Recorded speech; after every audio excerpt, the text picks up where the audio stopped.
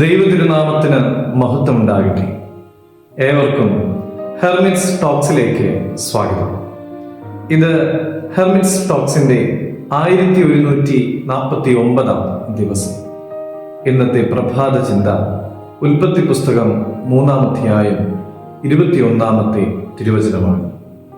യഹോവയായ ദൈവം ആദാമിനും അവന്റെ ഭാര്യയ്ക്കും തോൽ കൊണ്ട് ഉടുപ്പുണ്ടാക്കി അവരെ ഉടുപ്പിച്ചു.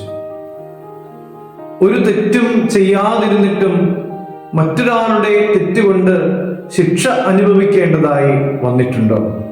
ജോലി സ്ഥലങ്ങളിലും പൊതു ഇടങ്ങളിലുമൊക്കെ ഇത് സാധാരണ നടക്കുന്ന കാര്യമാണ്. അങ്ങനെ ജോലി നഷ്ടപ്പെട്ടു പോയിട്ടുള്ള ആളുകളും ഉണ്ട്.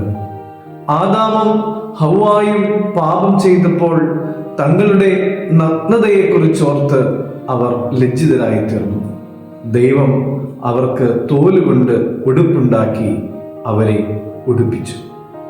അന്നുവരെയും സ്വസ്ഥമായി കഴിഞ്ഞിരുന്ന മൃഗങ്ങളെ അറുത്ത് അതിൻ്റെ തോല് ഉരിയേണ്ടതായി വന്നു.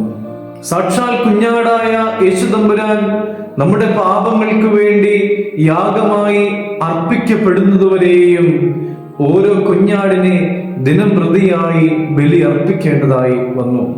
ആദാമിന്റെ പാപം നമ്മെ കൊല്ലുന്ന പോലെ ഒടുക്കത്തെ ആദാമായ ക്രിസ്തുവിന്റെ അനുസരണം മൂലം അവനിൽ വിശ്വസിക്കുന്ന ഏവരും യഥാസ്ഥാനപ്പെടുവാനായിട്ട് ഇടയായി. പ്രിയമുള്ളവരെ, നമ്മുടെ തെറ്റുമൂലം മറ്റൊരാൾ ശിക്ഷ അനുഭവിക്കേണ്ടതായി വന്നിട്ടുണ്ടോ എന്ന് നമുക്ക് ശാന്തമായിട്ടൊന്ന് ചിന്തിക്കാം.